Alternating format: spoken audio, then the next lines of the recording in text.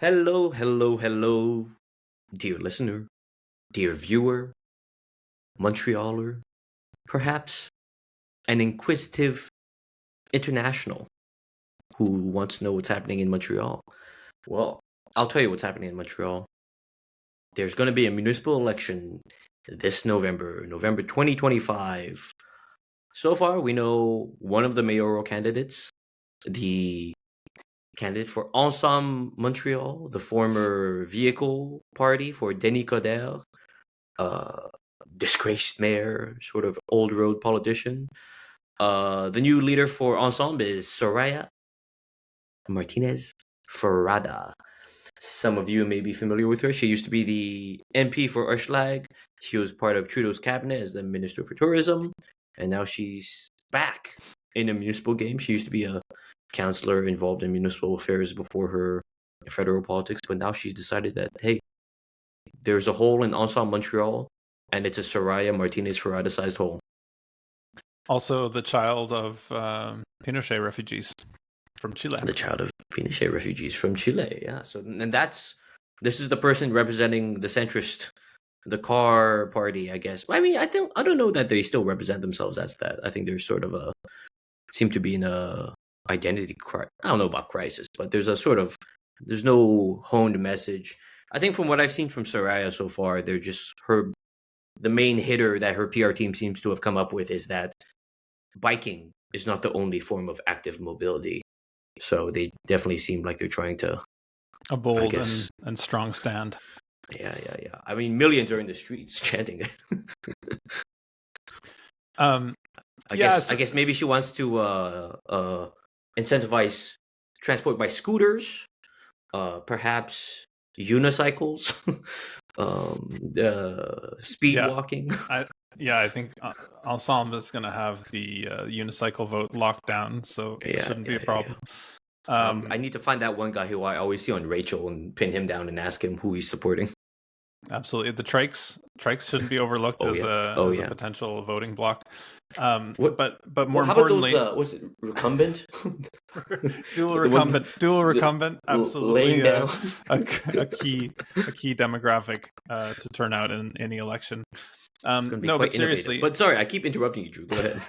But seriously, I think what's really remarkable about this sort of next election is that it's already been decided that the community sector in Montreal is going to be victorious. Like there are 6 potential candidates who could be mayor, but literally none of them come from really like the in any significant way, like the business establishment. There are no lawyers. There, as far as I can remember, there are no. Yeah, it's just community sector all the way down. And so it's going to set up some interesting dynamics, and I think we'll probably discuss those in a little bit. But of course, excellent observation. But it's interesting that Montreal's I guess nonprofit industrial complex is really putting itself at the center of politics these days, and I don't think it's always been thus. I think Montreal's always had sort of a strong civil society, but yeah, really the sort of nonprofit world is flexing. Right. Yeah, I think before in our conversation you said you would never see this kind of thing in Toronto, right, or other municipal races. Yeah, I mean, I don't know. Yeah, like where's our John Tory? Where's our Mel Lastman? Where's our like lifelong, career constituency politician like Rob Ford? Where's our old guard establishment, stuffy room, with oak panels, cigar chomping, elite. Crack pipes for Rob Ford, Well, crack pipes for Rob Ford, and yeah, like sipping port and smoking fine cigars with John Tory, and I mean, and then and then you have like people sort of there's like labor candidates like the sort of Jack Laytons and Mike Laytons and Olivia Chow's of the world, and we don't have those either. Nobody's coming out of labor, and yeah, it's just a very curious situation. It's like nonprofits are really like and sort of service provision and arts and ecology. Like these are really like the sort of nonprofit sector that's really showing itself as some kind of dominant political force. And it's curious. I mean, I think it's not because I'm not going to venture to say it's particularly strong, but it might be a little bit more strong in a field where municipal politics is sort of marked by abstentionism. It's municipal politics in Canada in general, but in Montreal in particular. I mean, there's really disengaged population out there, and I think I remember getting involved. I got involved in Projet MTL circa like 2005 when they had like, they were just trying to get one city councillor, and that was that way for years. It was like, oh, we almost got a city councillor, like, and at that point, it was I wouldn't say radical, but certainly like strongly social democratic sort of platform that they were running on, and it was hard to get people out to meetings. There'd be a big meeting would be like, I don't know, 100 people or something. But really, like, the people who are regularly active is tiny. And so, yeah, I guess the nonprofit sector has found a way to mobilize just a few more people, and as a result, they've achieved hegemony.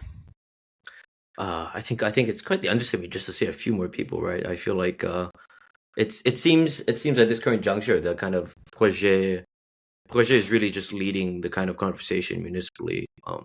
Like even for Yeah. I find for Ensemble Montréal and for Denis Coderre's side to like, I feel like their main messaging for the while has just been this car advocacy, sort of trying to say, what about the drivers? I think it's clear to them that it hasn't really been working. It hasn't mobilized enough people on their end, and that now even their candidate, their mayoral candidate, is trying to say like, hey, we believe in active transportation, but like, come on. That's about the extent of their messaging. But I think it goes to show this block of support of voters, these kinds of communities they're able to mobilize are still engaged. They still believe in the project, and like you're saying, they have this slate of candidates from the Ensemble Montréal side, as well as the 5 candidates for Projet Montréal, who are having their leadership race right now. I mean, it's been fascinating also to watch the sort of trajectory of sort of West Island politics. I mean, the lack of conviction that you're sort of talking about is real, and also the clear impression. Like, I think we would see at least a contested race, and we would see some like establishment heavy hitters coming down from federal politics or whatever. For Ensemble, if they felt like they could win the next election, but clearly there's a lack of feeling that the mayorship is up for grabs. They actually think, despite the fact that Projet has burnt some of its political capital, has angered lots of people for various reasons, has polarized, they still think they're going to lose to Projet. That's the indication that I get from this like very brief, uncontested leadership race that happened literally within the bounds of the Projet race. Like, where there's like, I don't know about a lively debate, but there's certainly slightly different perspectives being sort of put forward, and different constituencies that are being sort of appealed to. Like a leadership race is a time, and I think Projet understands this time is, as we'll get into, is a time when you can sort of showcase the breadth of your sort of, the depth of your bench, as it were, like how much talent you have, and how much sort of how many sort of strong visions and experienced people you have to lead your party. But when you have a leadership race by acclamation, I think it's a kind of a show of weakness. Of course, yeah. I've never even heard the term acclamation, like leadership election by acclamation. I tried looking it up. It seemed to be like all like many political things, this Roman thing where it's just kind of like you wave to someone, and that's sort of that's the election right there. Usually you have at least some kind of patsy who's going to get 5%, but at least is there to showcase at least by contrast, show that the front runner is like strong. But if you're just like literally alone on a stage debating yourself, that's not a great look. Yeah. I mean, it's always I think a healthy sign of life when there's that kind of competition. sort of struggle between two forces within a party, let's say ensemble, but clearly like it's just Soraya kind of coming in and everyone being like, yeah, okay, let's go with her. Yeah, yeah, it's very odd. And I was going to say, like, I think part of a sort of identity crisis on of the West End. I feel like there used to be a much more like strong, a conviction behind the sort of reactionary car culture sort of voting base. But now, and a sort of a conservatism. And I feel like these are the people who voted for Jean Charest and as a lockstep phalanx basically of voters, and backed him through like just neoliberal austerity and taking a giant fight with the student movement and all that. Like these people stuck with him, but then they had a leadership race, and all of a sudden they're trying to like be progressive and like have all this progressive rhetoric, and it didn't work for them at all. But so I feel like they're maybe having a bit of an identity crisis. Like they can't go back to being like these like hard-nosed neoliberal warriors, of the 90s and 2000s, but they not really convinced of their own progressivism either, and so it's this sort of this acclamation of leadership by acclamation, of this tourism minister MP. Yeah. It's gonna be interesting seeing if they do some kind of rebrand, or I guess on the main points that they're going to try to campaign on. It's still early, and nothing's quite set in stone. It seems like they're still workshopping different points. Of course, CJAD, giving them plenty of airtime, giving them plenty of radio support, as we can expect from them. Yeah, their air war game is on point. Although maybe what it lacks in coherence, it can make up for in volume in terms of the sheer frustration with the continued dominance of Projet. But yeah, let's get into Projet. No, I guess I just want to get one last thing. I think it's I think the kind of the limping of Ensemble Montréal, I think it's also to the credit of Projet and how Projet is able to maintain this sort of hegemony, or this kind of like dictate the conversation in Montreal, right? Because it's like there's that poll that came out where like I think just before it was conducted in October, just before Valérie Plante announced that she wasn't going to seek a third term, but it had something like 52% of Montrealers that were surveyed sort of not supporting a third term. It seems like, I don't know, I mean, I'm sure her team was aware of this survey, but she stepped down for that reason. But I think when we're talking about these kinds of conservative forces, that poll also showed that like Projet Montréal and Plante still had quite a bit of support among working class, like lower income people, middle class people, even among some of the upper higher class. It's said that whenever people's incomes went above $100,000 after tax, the more likely they were to not support a third Plante term. Yeah. So that, I mean, clearly there's that kind of dynamic going on. But I think as much as she's sort of resigned, no, not resigned, but as much as she announced that she's not going to seek re-election, it's still clear that that kind of like lower block of like working class people just who essentially aren't making above 100K are still supportive of Projet Montréal, and they haven't lost that, despite, of course, the flare-ups and little controversies that's happened with how they manage it. But now, let's get into it. Well, I mean, Projet still remains the more progressive option. I mean, this is the thing. Like, there's no, there's no alternative. I think for the last 8 years, what's really been remarkable is the lack of a sort of a left opposition of any kind to Projet. Like they have, it's not that there hasn't been a lot to criticize, but there had the any kind of like municipal opposition has not been mobilized, even extra electoral, like even just putting out critical statements or critical analysis. Like I don't think it really. I mean, I flatter myself to think that we've done a little bit of it here, but beyond that, there's not a lot going on.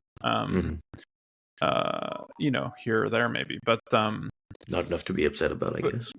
Not enough to catalyze any kind of not that anybody could be like, oh yeah, I remember there's this coherent critique that I've heard like enough times or repeated enough times that I could sort of say what it is. I think most people are kind of like, yeah, well, they are the more progressive option, and I like bike lanes. I like, Ruelle Verte. I like murals, and we're gonna keep having more of those. Yeah. These are all very nice aesthetic things. But yeah, let's get into it. So, since Valérie Plante announced that she will not be seeking a re-election, the party has gone into Projet MTL has sort of gone into an election seeking a new leader for the party.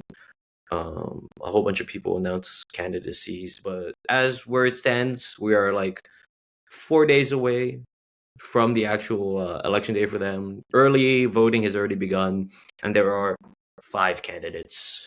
Like Dru, you said before, these candidates, most of them have some history in the community sector, either as managers, potential frontline workers. One of them is a nurse.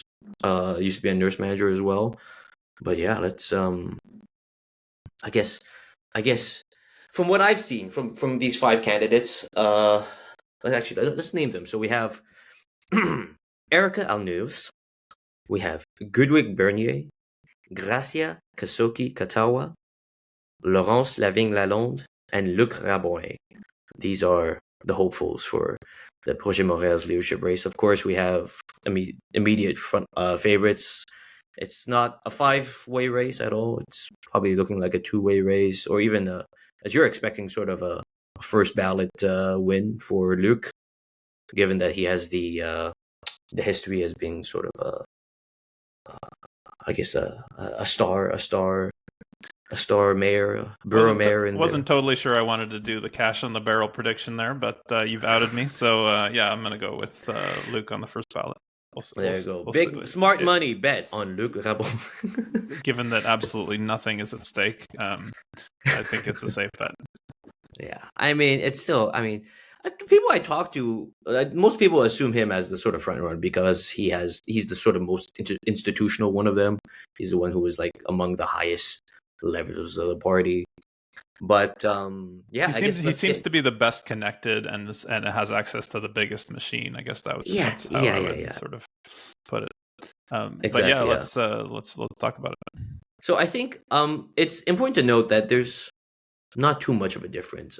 I personally don't think there's too much of a difference in like policy positions among most of these people. I think most of these people want to sort of represent some sort of continuity with the Plante administration, albeit with like different little focuses.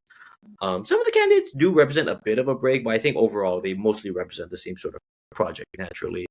Like something that there's a sort of general consensus for, continuing the Projet tradition of being sort of this environmental, progressive, urbanist kind of party. You have this proposed congestion tax. You have something.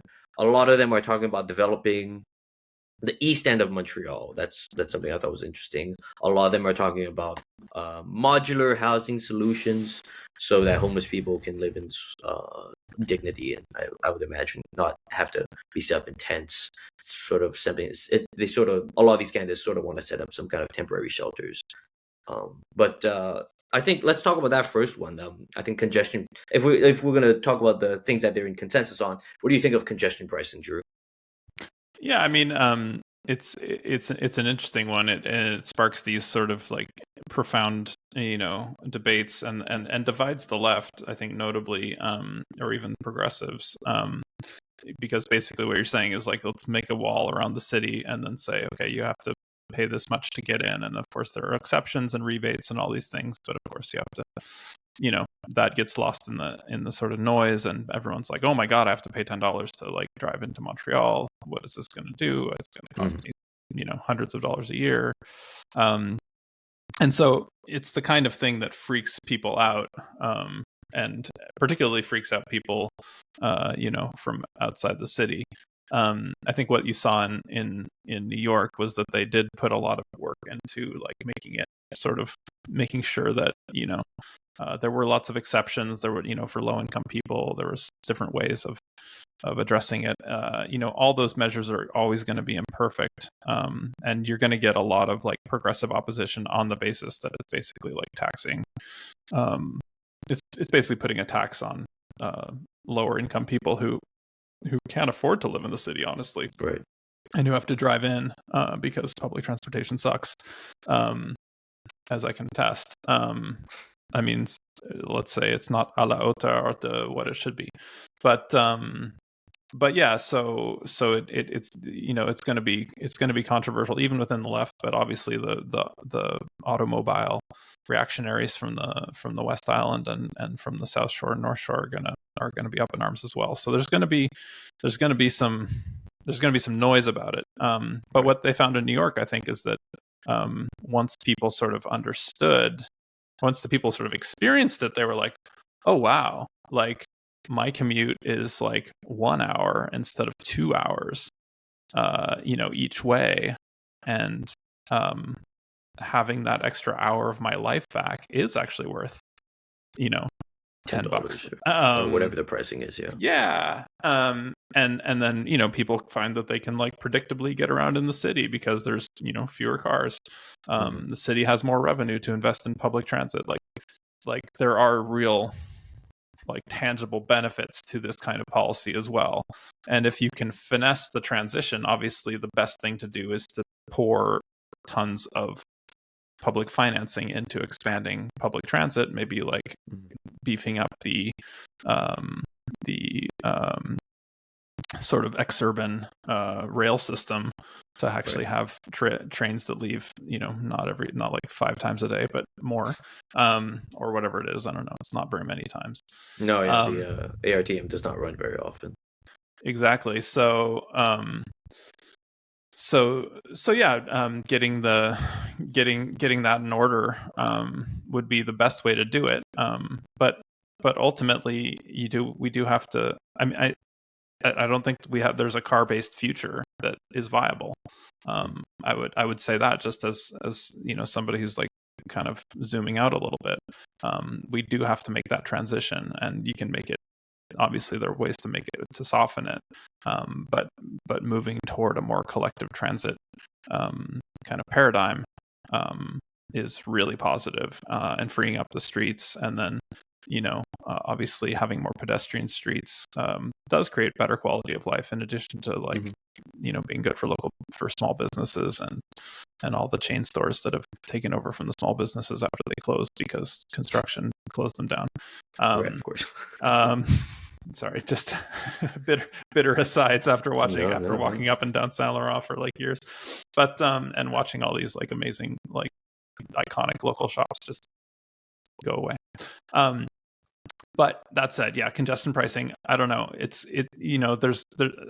Get ready for a heated debate, but it's interesting, and it's pretty bold. And I think if there's a consensus among the candidates, it's clear that they do see the upside as being way bigger than the downside. And obviously it is going to be something that disproportionately benefits people who are living in the city, in terms of their ability to get around and the funding for public transit and everything else. Of course, yeah. I think it's interesting. I think a poll done just 2 days ago, or a poll released 2 days ago, showed that something like a plurality of people in New York supported. And I guess it's because of these reasons, right? Or because it's not just this like, there's these sort of exceptions that are made to it to sort of soften it. I believe it's sort of like it's set up to sort of be an easy pill to swallow. Many people seem interested in it. I think especially when we think of something like New York gridlock and how like just dense and heavy it gets in Manhattan, the air quality, right? I think it's clearly a bonus for everyone. I'm going to be interested in to see how they implement it here in Montreal. I am part of the bridge and tunnel crowd. I am willing to pay my duties in crossing the border from the lowly South Shore to the heavenly gates of Montreal. Of course, I understand I have to pay the entry fee for that, but I think it's going to be interesting seeing what sort of alternatives they bring to that, right? Because it's like, I think I agree with the sentiment that it's like I think moving on into the future, we need to depend less on cars. I think that's the whole idea of Projet MTL is sort of based around that. But then the idea, I think it's going to be interesting seeing how they propose the solutions, right? Like like let's say $10 congestion, rush hour times. If you're going to go to Montreal during rush hour times, you have to pay some fee. Totally understandable. But then what are the alternatives, right? Because I think just at the same time over the last few years, they're also raising the prices of like passes and tickets. Not them not being Montreal, of course, but the regulatory board who's in charge of the public transit here, and they're making it also more expensive to take public transit as well. So I think it's tough to. I think the argument doesn't make sense if both these things are increasing at once, because then it's just it's like you're saying before, a tax for not being wealthy enough to live on the island, and the people who are sort of like have to leave the island because of the increasing gentrification. Now instead they have to. That's another cost added to them, right? To kind of come into the city. Yeah, exactly. And if you go into any like retail establishment in Montreal, like, and you talk to the person who's, you know, at the cash register or whatever, like there's probably a pretty good chance that they're commuting from like Laval or even beyond, you know, even like Blainville or something. Because what a terrifying prospect. Because I mean, for the basic reason they've been priced out of the city. Yeah, there's I think especially for those wages. There's a book called Hinterland that talks a lot about that, the hollowing out of cities, and this sort of like you had the sort of like white flight effect, right? Of like sort of the wealth leaving a city, and then cities became sort of these centers of like, I don't know, like social decay. I put that in quotations, right? Just to emphasize the sort of conservative nature of that kind of statement. But they became these centers of either like low income people, poverty because of that white flight. But then now, after gentrification, after neighborhoods like the heart of Projet MTL, the plateau, has become, in some ways, safe, trendy. Yeah, from white flight to white delight. Yeah, that's great. White flight to white delight. Yeah, that's it. We white people, we love our downtown condos. And there's going to be so many more of them. and many of us, you know, not to speak for my community, but many of us like to own multiple downtown condos. So I would not make you a token of the white race like that, Dru. Well, I'm a unique individual. I don't represent my people necessarily. Of course. Yeah. Anyways, yeah. So congestion pricing, I think an interesting thing of clearly that's in the conversation. Yeah, I guess shall we get into the individuals, let's meet our contestants. Potentials. Let's meet our contestants. All right. First we have up Erica Alnis, city councillor for the Etienne Desmarteau district in Rosemont-La Petite Patrie. Erica's key positions, from what we could gather, are she advocates for free public transit for young people, pedestrianization of commercial streets year-round, better support for the homeless. There's sort of a focus on food self-sufficiency, which I think is kind of interesting. I think it's sort of been part of the policy conversation for a bit now. I imagine that's kind of an urban farms kind of type of situation, community gardens. Yeah, exactly. Montreal does have a very strong community garden sort of network, but obviously they're lovely. You see them everywhere. Yeah. I don't have much of a green thumb myself, but I'm happy to see it. Happy more of them are popping up. I think there's to me there's a note of the background of that is sort of the tariffs. It seems like there's this idea of self-sufficiency, or at least sort of relying on other. I think the idea of our supply chains are in question with things like the tariffs. It's interesting how the candidates bring it up. I know at the debate that was held in late February, all of them were saying like we gotta like stand up against Trump. We gotta stand up against the wind of right wing politics that's happening, and every candidate saw themselves as a sort of part of the defense again of progressivism against these sort of right wing forces. But yeah, I think what else is there? I've got a clip. Let's roll the clip, and then we can talk more about Erica. I believe this clip comes to us from Pivot. Pivot did a series of interviews with the 5 potential candidates for the leader of Montreal, Projet MTL. Let's see this clip you have first. De générer des revenus, puis aussi abaisser le trafic qu'on rencontre à Montréal. C'est une opportunité qu'on doit saisir, puis qui peut nous amener des revenus, tant pour soutenir le transport en commun, qui en a grandement besoin, mais aussi le développement local à travers un soutien aux arrondissements. Donc, si on parle d'équité territoriale, ça c'est une chose. Quand on parle de mixité sociale, on sait qu'on fait face à une crise du logement qui est majeure, et je pense qu'on doit s'assurer de maintenir et d'accélérer le travail que Projet Montréal a fait en logement, puis de peut-être penser à des clientèles auxquelles on ne pensait pas. Je parlais de culture tantôt. On a l'opportunité d'avoir des beaux lieux de diffusion, mais comment on s'assure de retenir les créateurs? Donc, il y a eu le projet à l'îlot voyageur avec un projet de logement social pour des écrivains. Est-ce qu'on peut penser à d'autres disciplines où on pourrait développer ce type de logements-là sociaux pour vraiment garder cette vitalité culturelle à travers nos créateurs qui puissent vivre ici à Montréal. Un autre point aussi que je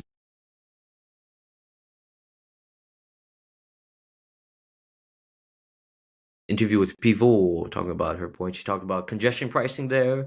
She talked about territorial equity.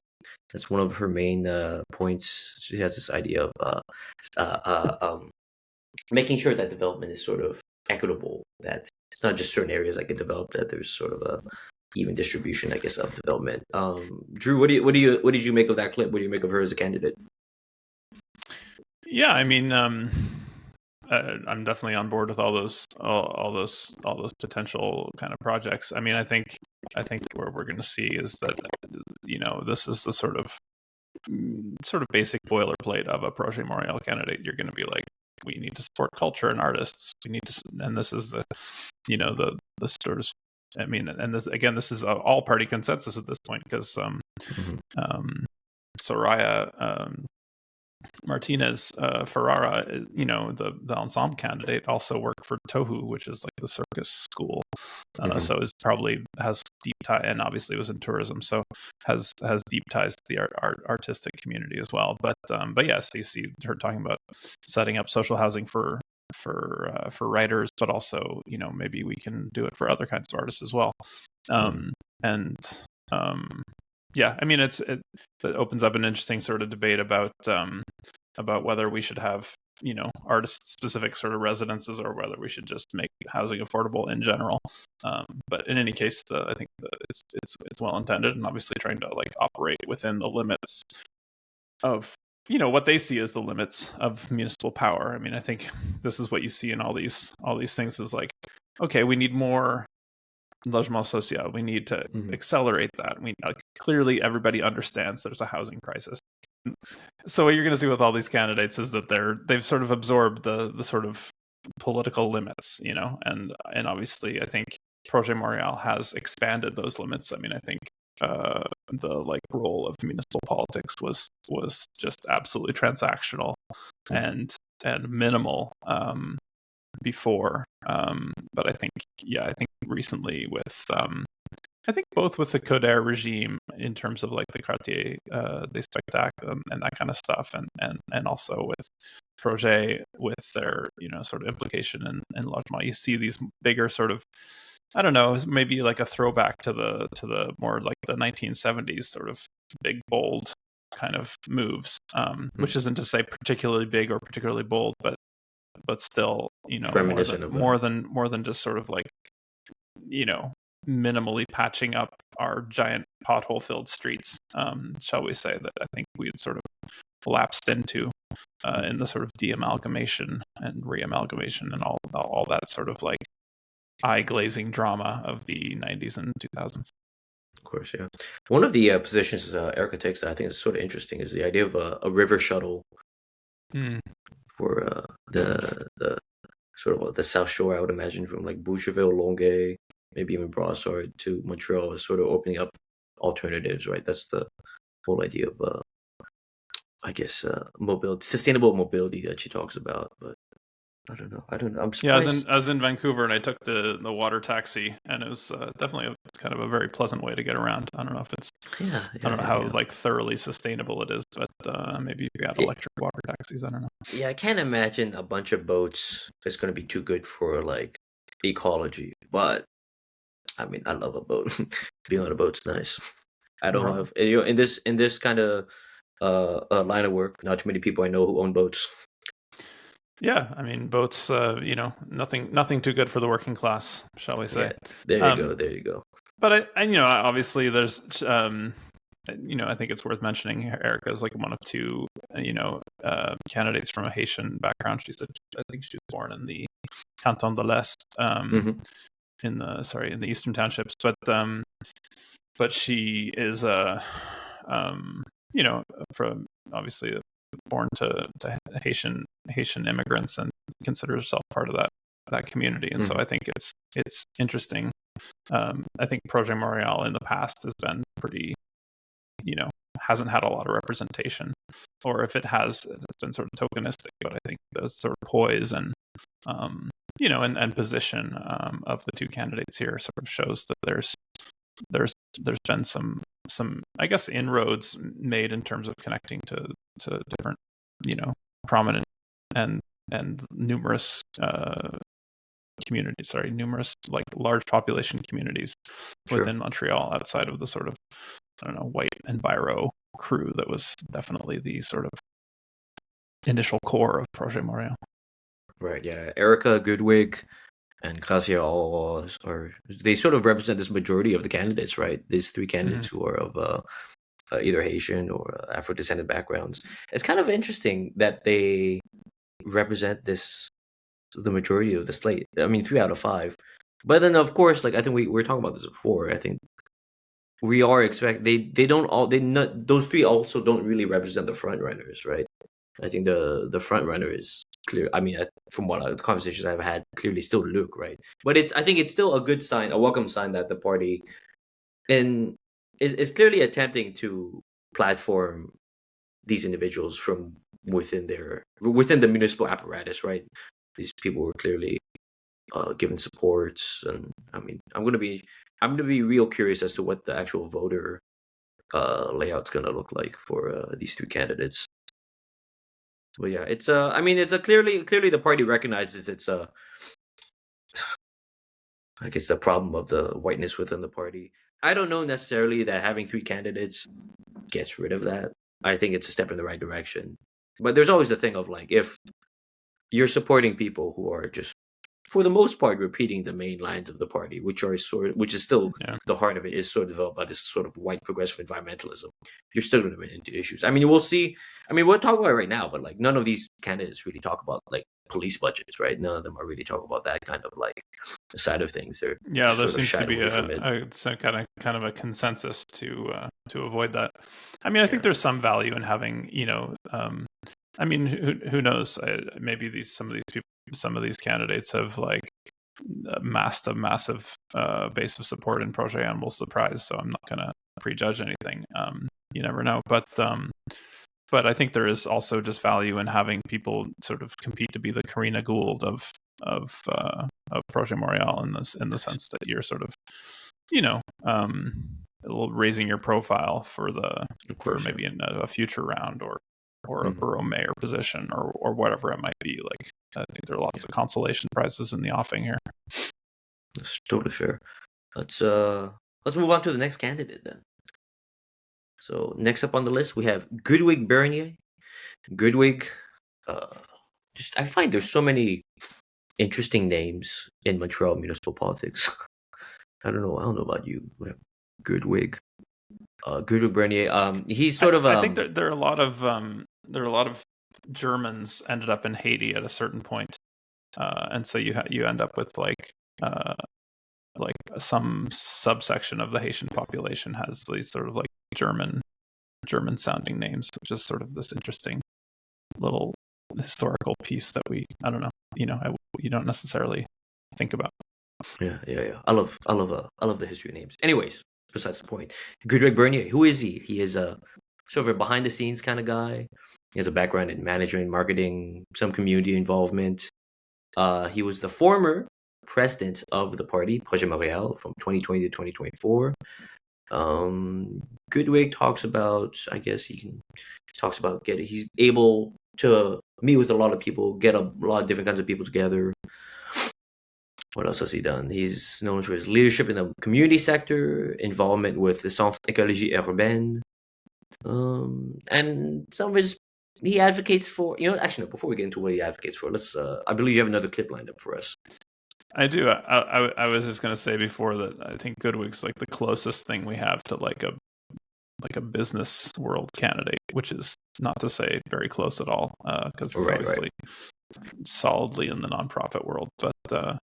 But yeah, just a callback to our initial sort of point there. That's true. Yeah, he's the closest we get. We should ask him what kind of cigars and boards he enjoys. Yeah, exactly. All right, here we go.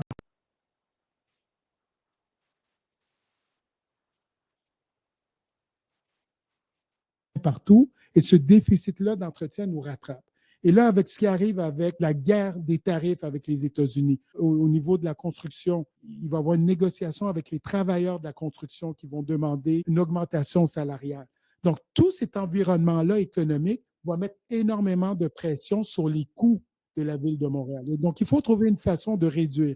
Et si on applique les meilleures façons de gérer ça, on peut réduire les coûts d'au moins 10 et réduire les délais. On parle souvent de congestion à Montréal, mais si on peut réduire les délais de 20 à 40 c'est énorme pour Montréal. C'est pas très sexy. Même dans mon équipe, on me dit, Guido, c'est ça ton programme. Mais je dis, il faut parler de l'argent. Il faut trouver comment on va le gérer parce qu'on en demande déjà assez au niveau des taxes municipales.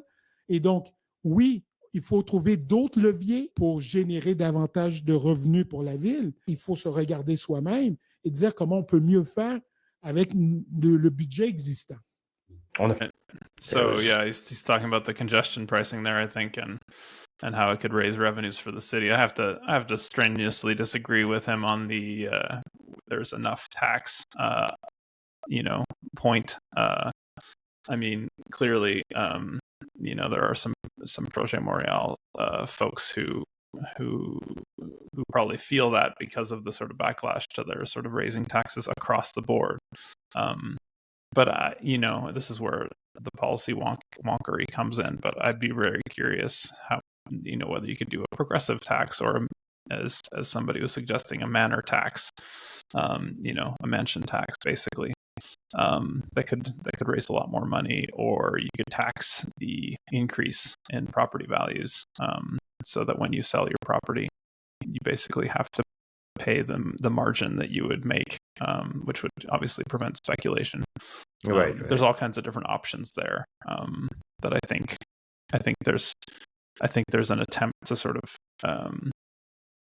establish a conventional wisdom that, the only way to raise taxes is to raise them for everybody and to have everybody pay higher rents and everything. I just don't think it's true. Yeah. Yeah, I think, in line with what we're talking about, him being the closest to this sort of business guy candidate we have, I think he's also is sort of representative of the kind of, I guess, the PR marketing talk. I will say, like, all these interviews, I think you get a lot of them. Across all of these interviews, you get a lot of these sort of like politician non-speak, right? Just the kind of like rinsing of like buzzwords and talk about things that need to be sustainable and stuff like that.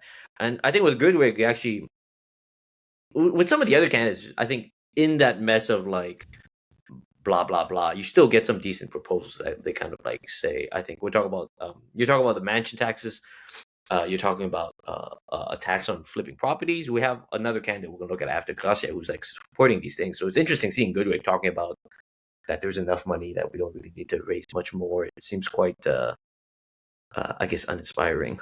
Yeah. Well, I think maybe positioning himself as maybe more of a conservative, more businessy candidate. It might be a way to gain some support from certain sectors or raise money for a leadership bid. Don't knock until you tried it, I guess. Yeah. Anyways. Should we go on to the next candidate? Let's do it.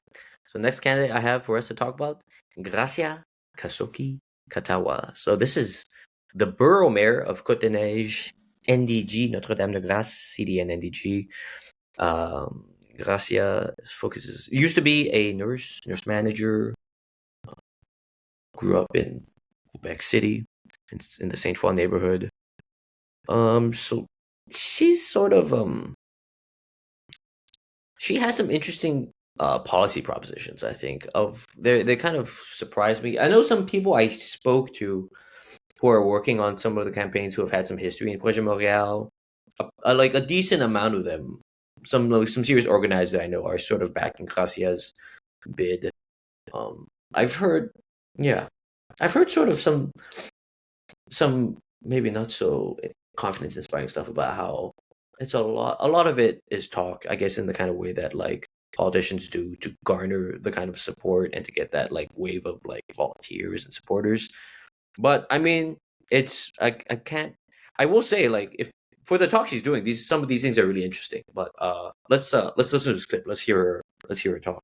Yeah, I would just add that somebody who's been a nurse, a head nurse, is going to be a strong leadership type personality. Right. That's a given, I think. Course, but also comes with the territory. Also, just on the bio front, was definitely glad to see her sort of background in labor. I think the closest thing to a labor candidate, I guess, at least in terms of the background and probably the connections that come from that. But yeah, let's roll the clip. Parce qu'on n'a pas de transport structurant, de transport collectif, mais quand même, on peut-tu avoir la conversation sur ça parce que ça nous amènerait des leviers financiers pour être en mesure de financer ce qu'on souhaite, nous, comme transport collectif structurant. Un autre élément qui sort de la boîte que j'aimerais qu'on regarde, ça c'était d'un point de vue mobilité, mais si on regarde d'un point de vue logement. Moi, je veux revenir sur la décision du tribunal administratif du logement qui dit qu'on propose aux propriétaires de faire une augmentation de 6% des loyers. Ça n'a pas de bon sens. Ça n'a pas de bon sens que cette décision-là soit la même à Montréal ou à Chibougamau, alors qu'on a un contexte complètement différent. Donc, moi, je pense qu'on devrait regarder la possibilité d'avoir un TAL montréalais ou une branche du TAL à Montréal pour être en mesure de prendre en compte le contexte montréalais. Bien que je peux comprendre que pour les petits propriétaires, cet argent-là est nécessaire pour maintenir leur actif. Sauf qu'il y a beaucoup de personnes qui se retrouvent déjà dans la rue. Est-ce que vraiment, là, on va faire cette augmentation-là, puis on en avantage dans la rue? Ça marche juste pas. Et ça considère pas le contexte montréalais. Un TAL montréalais pourrait nous permettre de donner un peu de mordant au registre des loyers que Vivre en ville met en place. Un TAL montréalais pourrait nous permettre d'avoir peut-être plus de poigne justement sur les délinquants, je vais le dire comme ça, de Airbnb, parce que je sais que c'est pas tout le monde, mais il y a des personnes qui, leur job, on dirait dans la vie, c'est de trouver les meilleures façons de pouvoir contourner les règles par rapport à Airbnb. Donc, moi, je pense que ça, c'est un élément qui sort de la boîte, mais que si on s'assoit avec Québec, on peut leur démontrer que c'est bénéfique pour les Montréalaises, Montréalais d'avoir une branche du TAL ou un TAL montréalais. Hell yeah. Yeah, I was enjoying those metaphors. More give the Airbnb delinquents more of the fist and give more teeth to the ability to stop rent increases. Yeah, so I don't know. Can't argue with that.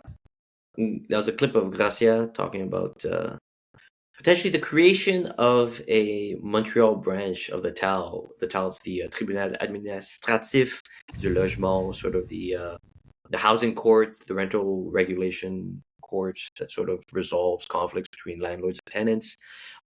She's talking about creating a Montreal-specific one since housing is sort of under the jurisdiction of the province, but she brings up the fact that rental conditions and the context, Montreal context, sort of deserves its own specific court, and that rental laws shouldn't be the same between here in Montreal and Chibougamau, she says.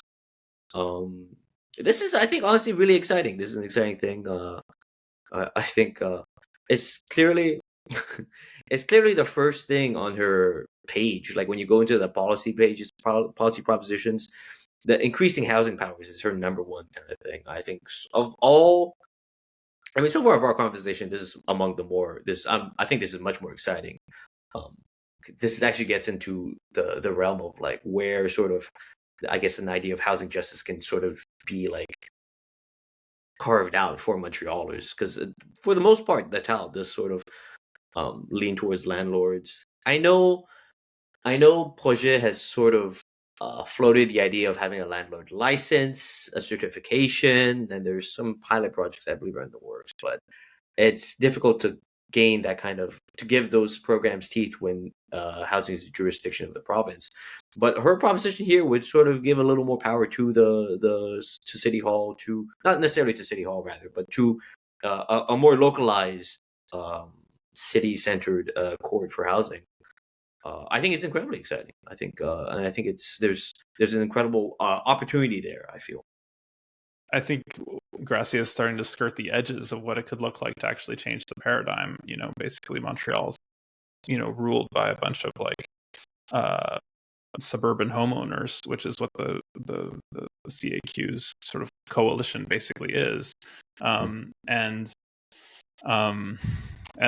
they're not, to no one's surprise, they're not setting policy that's really responding to the needs of any Montrealers, because they don't literally have a single seat, and they have one seat, I think, on the island of Montreal, I believe.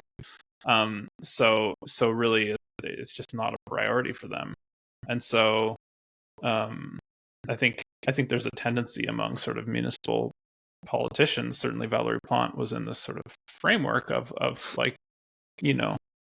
trying to put backroom pressure maybe on Justin Trudeau or Legault, Francois Legault, to fulfill their obligations in terms of housing, in terms of healthcare, in terms of all these different, or in terms of public transit, financing the Pink Line or whatever it is, and then you get nowhere basically, because your framework is go ask, and then when they say no, I don't know, ask again.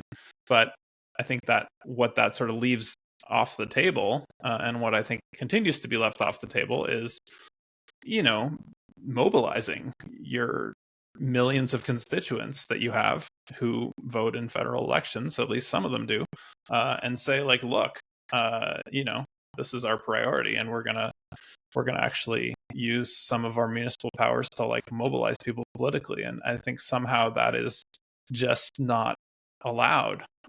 We're only allowed to sort of posture in the media. It's a very curious thing, because it's not like a municipal government doesn't have enormous power to mobilize people and organize people and create coalitions, and there's what would it cost out of the municipal budget to fund community organizers for public transit campaigns in every just as an example, in every arrondissement, you could do that, and it wouldn't even make any kind of dent in the budget, but you could create the possibility of all of a sudden creating a huge amount of political will, because if you had round the clock organizers or round the year round organizers going at it for free public transit or expanded public transit or the Pink Line or whatever, you could make a lot of headway with the federal and provincial levels, I think, or certainly the federal level,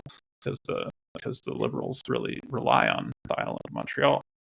Right. So I think there's just a huge amount of when I hear sort of all these little policy tweaks and creative financing, things that, and minor tax breaks for co-ops or whatever we're about to get into, real political action is sort of somehow just completely not understood to be a thing that's available to us. And I think that is the particular power of municipalities, is that you have this sort of local connection to populations and their needs, and that could easily be turned into massive political will that could have transformative impacts. But nobody does that. I don't know, and I'm not quite sure why, other than lack of creativity or vision, or a fear of doing something that would upset the balance of power too much and bring a backlash. No, it's really interesting you bring up this thing of the lack of this organizing or mobilizing effort, or even these kinds of ways of securing pressure for these big promises, right? It's because that's something we've seen time and time again in municipal politics, where there's a sort of people wash their hands of anything. They're like, oh, sorry, we couldn't get anything from them because we asked nicely. They said no.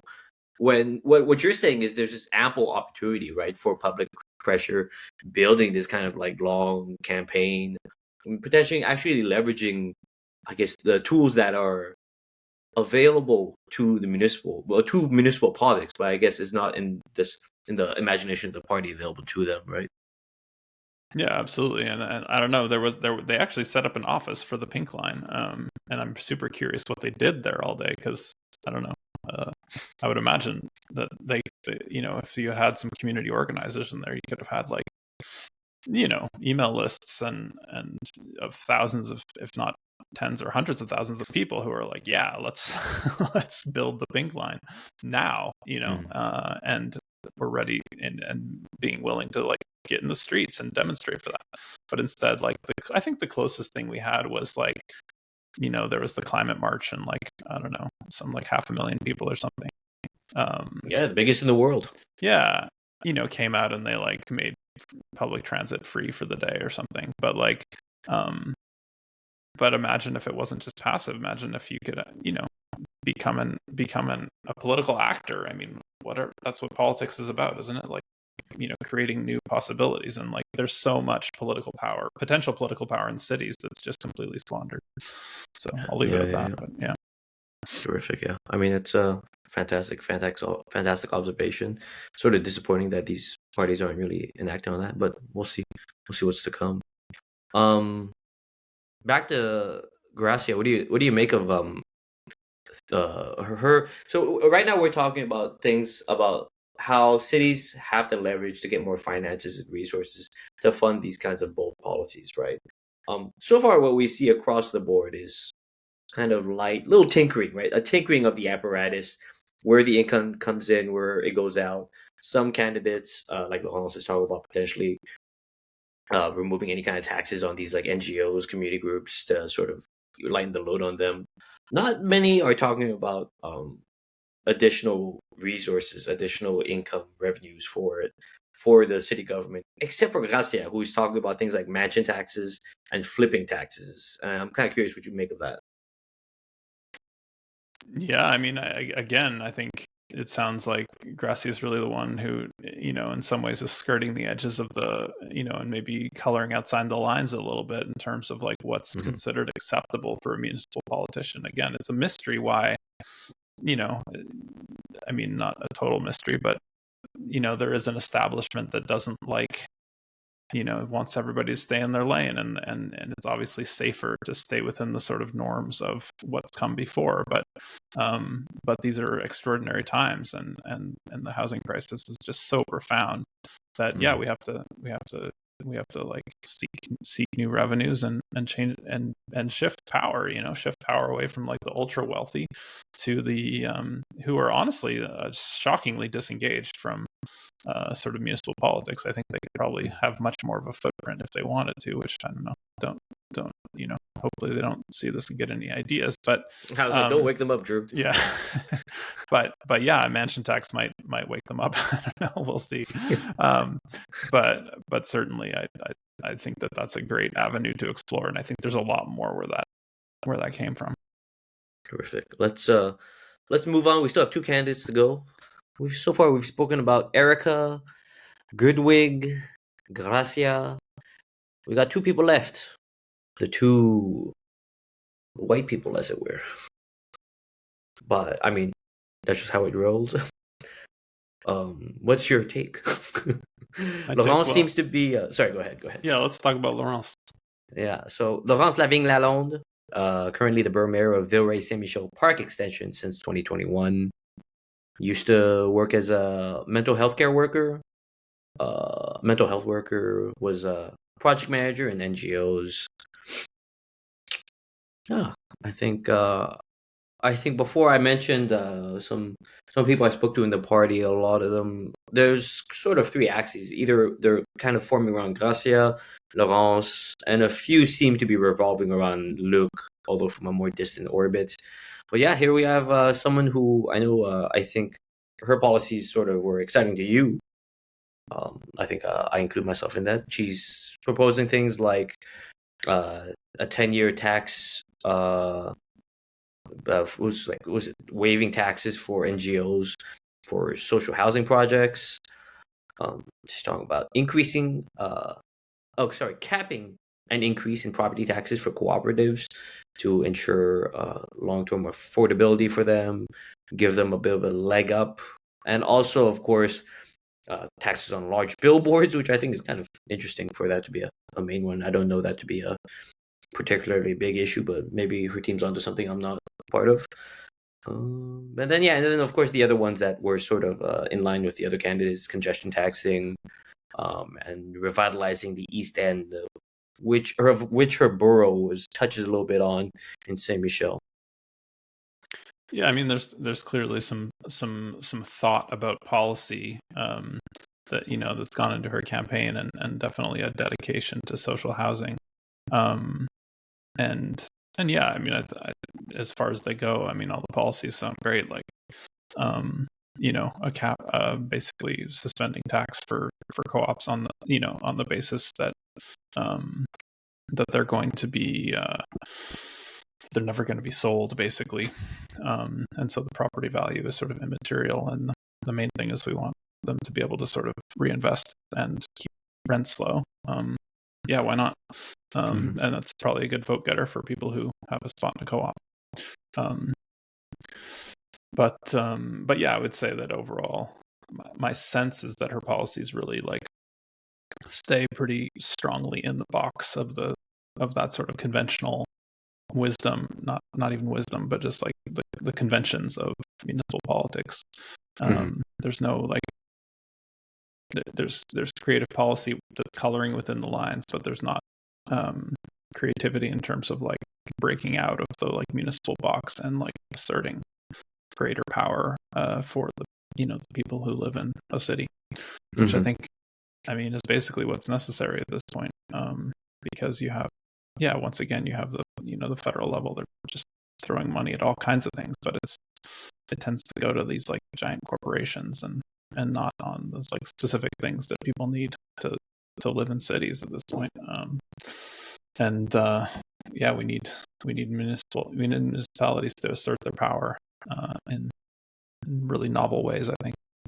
But yeah, we have a clip, so yeah, maybe we could listen to Laurence in her own words. Yeah, Laurence builds herself as sort of a break from the Projet MTL status quo, but I don't know that that's particularly believable. Let's listen to this clip and find out. On répond aux uns et aux autres. On est dans un monde qui se polarise. De toute façon, qu'on fasse rien, ça va arriver. On le voit même dans les chicanes entre voisins, quand les gens viennent au conseil d'arrondissement, les gens se polarisent, donc ça va continuer à se faire malgré tout. Ceci étant dit, nous, ce qu'on veut à Projet Montréal, c'est s'assurer que tous les Montréalais, Montréalaises puissent s'émanciper dans notre ville et avoir des chances égales. Le logement, il faut accélérer la cadence, c'est sûr, mais dans les critiques, on nous dit beaucoup qu'on a lancé la balle dans les mains des promoteurs et du secteur privé qui dit, basta, ça me coûte trop cher, c'est trop compliqué, je m'en vais construire ailleurs. Donc, on a des leviers qu'on peut utiliser pour créer du logement social, du logement abordable. Ceci étant dit, je crois aussi qu'il faut créer du logement tout court. C'est pas l'un contre l'autre. Il faut faire les deux parce que les gens qui veulent accéder à la propriété actuellement, ils vont acheter dans les quartiers où c'est encore abordable, puis ça fait en sorte qu'il y a des gens qui doivent quitter. Donc, on doit construire du logement pour ceux qui en ont les moyens puis qui veulent aller dans du neuf puis qui veulent être propriétaires. Il faut accélérer les changements réglementaires pour préserver le parc locatif. Et il faut aussi faciliter le travail des constructeurs qui veulent faire du logement social et abordable. C'est pour ça que moi, dans ce que je propose, entre autres, je propose de plafonner l'augmentation de la taxe pour les coopératives d'habitation. Quand on habite dans une coop, là, on ne pourra jamais aller chercher la plus-value foncière parce qu'elle ne sera jamais vendue. Donc, que notre coop vale 8 millions de dollars aujourd'hui, on n'en retirera jamais rien. Donc, there's Laurence talking about the levers that municipal government can use to create affordable housing, social housing. Just at the end there, she's talking about the value of that cooperative at $8 million, and begins talking about the reprieve from property taxes that she wants to give co-ops. What do you make of her pitch, Drew? Yeah, I mean, I'm always a little wary when I hear politicians talk about how we need both, like as if anyone was proposing to like completely end, private creation of housing. Although I would propose that personally. No, maybe The immediate no. maybe not an immediate end to private creation of housing, but certainly, but no, but the point That would be your North Star, or something you'd want to see from municipal governments. certainly ending the commodification of housing is a laudable goal in my view. So I would draw a strong distinction between ownership in the sense of occupancy and ownership in the sense of a speculative asset. I think the latter has been what has been disastrous. And so when a politician like Laurence Lalonde, says that we need both, what I suspect I'm hearing is that we need to subsidize both, through incentives of various kinds. And I think that's something that that people who want affordable housing should draw a pretty hard line against. Not, she didn't say that outright, because why would she? Especially to an audience like Pivot, but this sort of like, there's clearly a dedication to social to building more social housing, like that, not in dispute. But when you start saying things like, yeah, we need both, we need to make sure that we keep building it out, and keep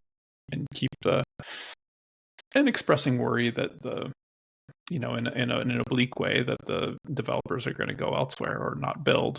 I think that opens the door a little too wide to incentives and subsidies to encourage developers, or a gutting of regulations, which is, again, that's we're talking about the Pierre Poilievre model of housing, and I think it's just proven over and over again not to work. I mean, we give all these subsidies to these companies to build housing, and then they raise rents. It's just a disaster. And there's a simple solution: just go get money where it is. The rich people have lots of money. Let's go get some of it, and let's build lots of social housing. Let's expropriate properties. Obviously, that requires a tremendous amount of political will, and requires sort of taking on the developers directly. And I think that's what we're seeing. That's what we're not seeing from any of these candidates. And for good reason. There's not a movement that can sort of do that. But nor is there the any kind of desire to think outside the box to create that kind of movement. Right. So we're firmly in the box of electoral politics here, and we'll stay there until somebody gets us out. Yeah, sort of. There's it seems like if I can think of like two kind of figures that the Projet MTL people seem to be very deferent to trying to work with, it's the police union, police chief, and then the developers, right? It seems like they're really afraid of rocking those boats. I guess they don't really believe that they can we're always muster looking up for the enough of a win-win. defense. Yeah. How do we work with these people? It's like, well, what if these people might be the problem, or at least the institutions they represent, right?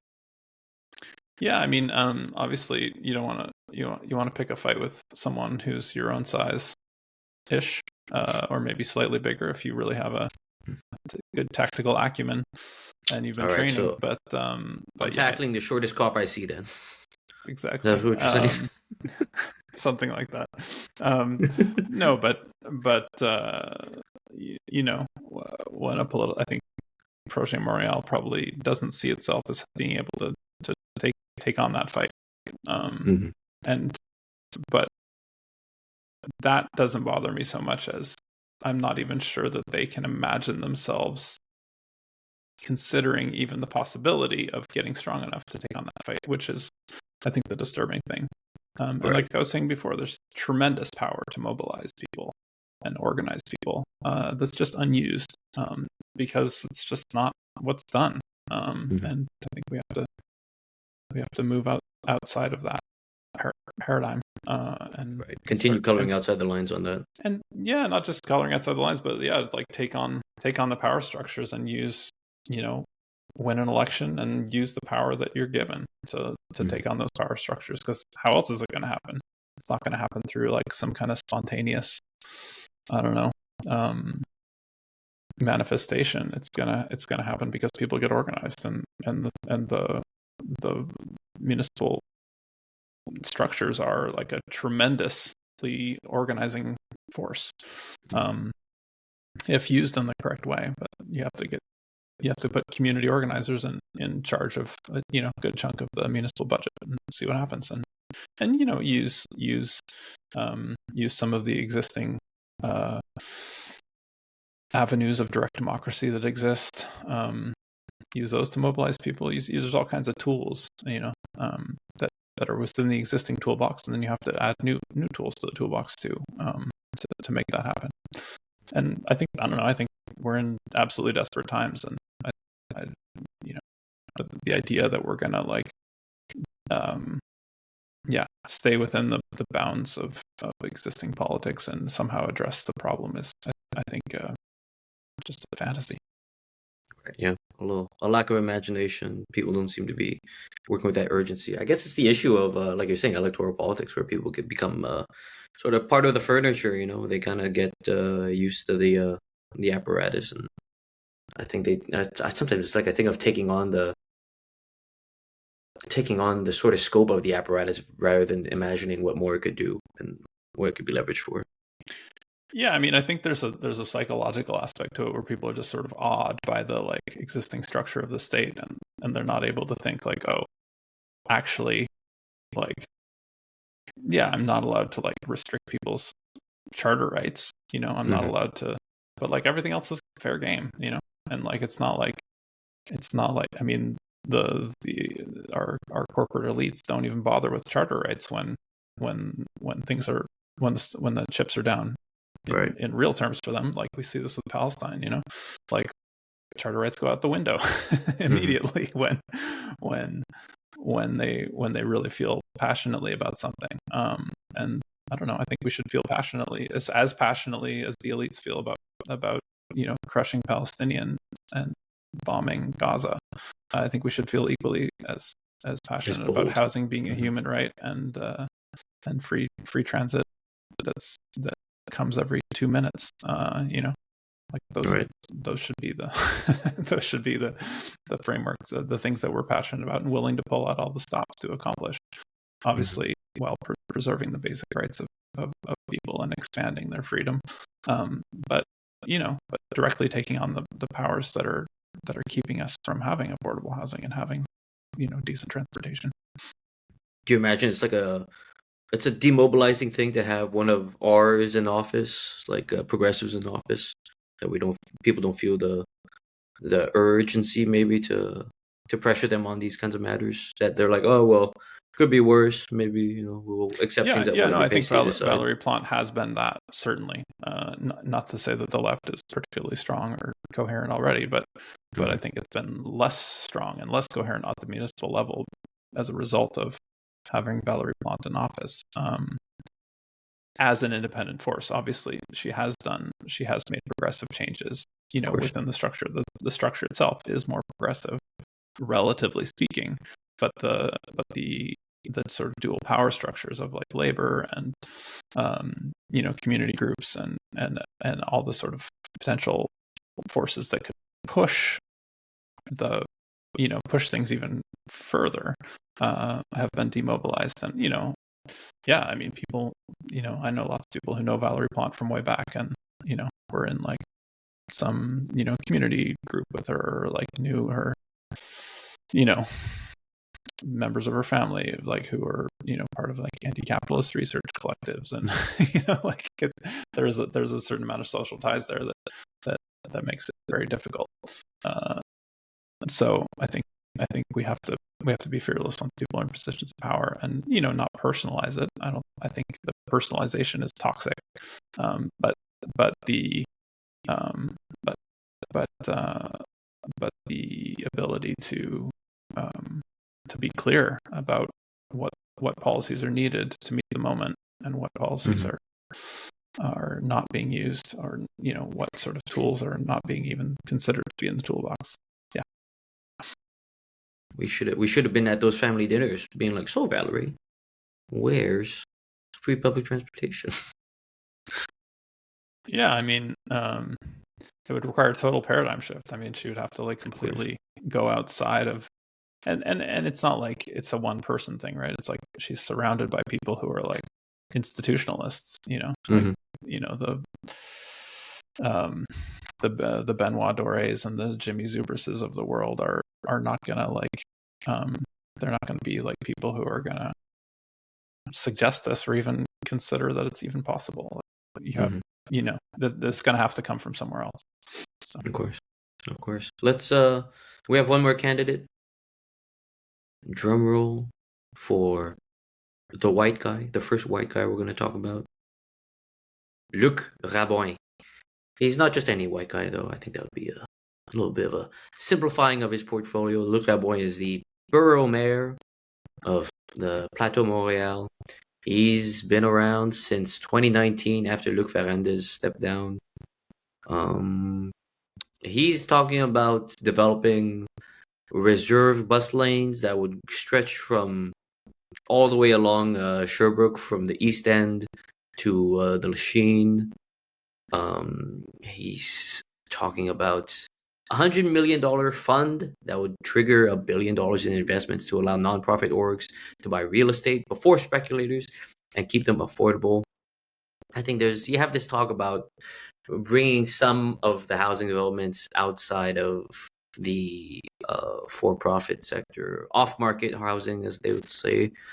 Yeah, I think look, like we were saying before, sort of represents the candidate of the upper echelons of Projet MTL, someone who's been in close to the higher ups, close to Plante, seen by many as the front runner. Dru, it seems like you have a clip ready for us. I do. I mean, I would just add that Luc, Rabouin, has had just like an absolutely meteoric rise within Projet Montréal. He's nominated, became the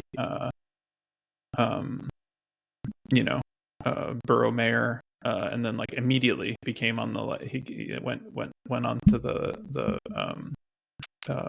executive committee of the city, was in charge of like economic development, so not a small portfolio, and then was like put in charge of the entire budget as the president of the executive committee. So really significant and accelerated rise over the last few years.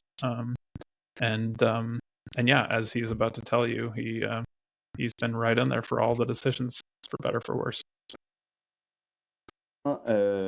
Implique un renouvellement des figures. Vous portez candidat à la succession de Valérie Plante. Et comment voudriez-vous incarner ce renouvellement-là à la mairie? Autrement dit, comment voudriez-vous vous distinguer de Valérie Plante en tant que maire? Bon, premièrement, moi, ça fait 5 ans que je suis avec Valérie Plante. Je suis dans son équipe. Donc, moi, j'assume pleinement ce qu'on a fait, puis je pense qu'on a fait des choses extraordinaires. On a réussi à transformer Montréal. Il y a un avant Projet Montréal, puis un après. On ne reculera plus en arrière sur le réseau cyclable, par exemple. Je veux dire, on sait qu'il faut le faire, on sait que ça marche, on va continuer. Même chose sur la question du logement, on va continuer de travailler là-dessus. Moi, je suis différent de Valérie parce qu'on a une personnalité différente, j'ai une expérience qui est différente. Moi, j'ai une expérience d'une vingtaine d'années en gestion des organisations. Je connais le budget à fond, j'étais responsable du budget. Donc, moi, je me présente comme quelqu'un qui est capable de mettre de l'avant des solutions audacieuses, pratiques, pragmatiques. Donc, moi, je suis quelqu'un qui a des valeurs claires de justice sociale, d'environnement, mais qui propose des solutions pratico-pratiques qui sont réalisables. Et c'est ça la base des idées pour l'instant que je mets de l'avant. Moi, je veux que nous, Projet Montréal, on soit capable de mettre de l'avant des solutions qu'on peut faire nous-mêmes, la ville. Donc, oui, on va continuer à défendre les Montréalais. Oui, on va continuer à mettre les autres paliers de gouvernement face à leurs responsabilités. Mais nous-mêmes, on va faire tout ce qu'on peut faire tout seul. Puis c'est ça l'axe principal, je pense, qui me distingue des autres candidatures. Interesting how he pivoted there from distinguishing himself from Valerie Plante, which he says he does not distinguish himself at all. Yeah. And then he goes into distinguishing himself from the other, based on something that I don't think distinguishes him from the others. So it's kind of, I think, a very politician response there. Yeah, a little. I think the percentage of hot air in that one was a little higher than the other clips we've seen. I mean, he's just kind of stating the obvious. I mean, usually when they do that, it's because things are sort of like already. They don't need to convince many people already because they probably already mobilized whatever was the strongest Valerie Plante supporters, of which he has laid claim to. I mean, I think it is notable that he says "j'assume pleinement." Like, I mean, he is saying like he owns the whole thing, and I, unfortunately, none of these interviews asked him about the police budget, but like he owns that too. Tens of millions of dollars that could have gone to social housing or any number of other things, gone like straight into the dumpster fire of the police. Like, I mean, that's part of what he owns. But it doesn't seem like there's anyone there to hold him to make that have any cost to it. So why wouldn't he say it? Why wouldn't he just say, yeah, great, Valerie Plante's amazing. Free. It is amazing. They let him off for free. But it's interesting to see this like in contradistinction to like the federal liberals, where like everybody's like clamoring to like distinguish themselves from Justin Trudeau and like distance themselves from that legacy or whatever. I mean, I guess because it was polling in the like near single digits. Yeah. But we're getting close anyway. It's like the plague. Yeah, exactly. But clearly, people aren't feeling that Valerie Plante is that toxic. So there's that. Yeah, it's clearly. I think in terms of the candidates, it's there's nothing completely inspiring.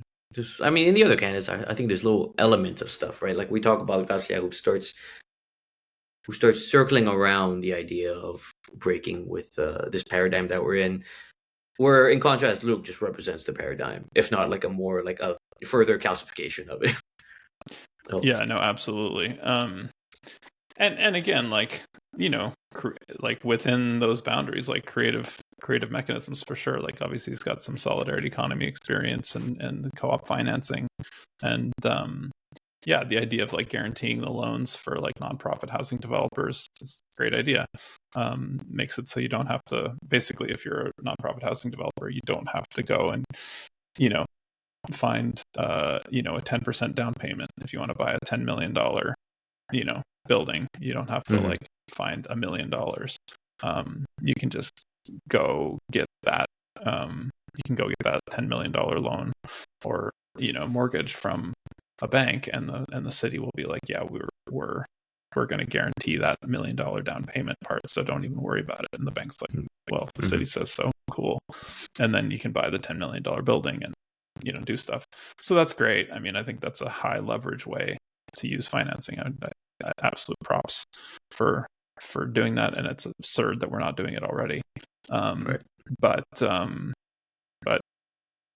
again, and he was clear. He said, we're going to do everything we can do as a city. But I mean, I think that ignores that the thing you can do as a city is mobilize your constituents and get them organized and create a flowering of direct democracy that builds political power in deeply compelling ways that can transform our city, in the minimum ways that are required to address climate change and the deep cost of living crisis that is affecting everybody and driving people out of the city by the thousands, and leading to like shorter lives and less fulfilling lives and families separating from each other. Like, I mean, there's just an absolute unfolding disaster, and the fact that like there's no, other than Gracia to just a small extent, there's nobody who's willing to like really go outside those sort of imaginary boundaries. Of course, yeah. Things seem to be continuing in the direction of Projet MTL. It's sort of the status quo that will continue. We'll see who wins. So what do you think? What do you think, Luc Rabouin, first ballot? What's your call? Okay, just off my gut, people I've spoken to, I think Luc Aboin second ballot. All right. Well, That's we'll have to wager some chocolate on or something. Yeah, we do have a lot because we received some chocolates from Camino Chocolates, who sponsored the Housing Justice Convergence. The Housing Justice Convergence, and also by association, CUTV's recent Independent Media Mini Summit. Thank you, Camino Chocolates. This current intervention is fueled by Camino Chocolate. In fact, Yeah. I forgot to eat lunch. That's the secret player behind the leadership race. Camino Chocolates assumes both total responsibility for any errors that I have made, and also no, we are appreciative, and all errors are my own, obviously. But of course. Yeah. So I mean, Luc Rabois, and what do you think? Do you think he's gonna win the mayoralty? I think he's sort of best. I think so. I mean, at least from this current standpoint, right? Because they always say in politics, like, November's far. A lot can happen between now and November. But with the trajectories, I imagine Luc takes it, and I imagine Luc would be able to beat Soraya. I think. I don't think because I don't think Soraya and also Montreal is going to be pressing Projet much on police development, and I think the points that they're going to try to be pressing aren't really ones that are going to be able to mobilize voters for Ensemble, unless there's some incredible mess up by the Plante administration between now and November that Luc needs to account for and defend. Outside of that, it seems like it's safe. I imagine they're going to lose seats. They're going to lose some voters. I think from 2017 they've been sort of trickling. Their support is, at least in terms of sheer numbers, support has been decreasing. But I imagine Luc takes it, less support, and we'll see where it goes from there. Yeah, it's interesting. I mean, I think Projet just has a machine, and Ensemble, if they have a machine, then they didn't use any of the benefits of a leadership race. They had a super quick leadership race. They seem to be in disarray. They sort of nominated this person. They didn't do a big process of signing up members to and have competing visions, talent on display, any of that stuff. Yeah, Ensemble just didn't have the benefit of a leadership race where which gets your membership implicated and interested and involved and invested. Not to mention just signing up new members and refreshing your sort of contact sheets and all that stuff. They didn't have the benefit of any of that, and Projet is clearly expanding their reach into different cultural communities. They're having a somewhat competitive race and so on. But yeah, I mean, but zooming out, I mean, I think really what we're looking at here is a city that is transferring wealth to the ultra wealthy very quickly. I mean, whether that there's a progressive veneer on that or not, for the city is a machine for transferring wealth from the lowest income people to the highest income people, and transferring power from the lowest income people to the highest income people, and driving a lot of those low income people out of the city altogether. And that's where we're at. And that's the process that's unfolding. And, obviously they're trying to slow it down with some of these sort of piecemeal policy initiatives, but there's nobody who's proposing to actually stop that process and reverse it. That is not on the table at the moment. That seems very clear from everything we've seen from these candidates. So you can see sort of glimmers of innovation that might lead to that, but we're not. It's not. It's far on away the menu still at the moment. Yeah, I think it's a good place to call it. So we'll find out next week when how the race turns out, and we'll see. See what continues on from this leadership campaign. We'll see who has one extra bar of chocolate next time we meet Colin. Yeah, exactly. Thank you so much, Dru, for joining me in analyzing the different candidates' promises and their positions. But yeah, I think they're staying within the paradigm, as we've repeated many times. Thank you. Always a pleasure.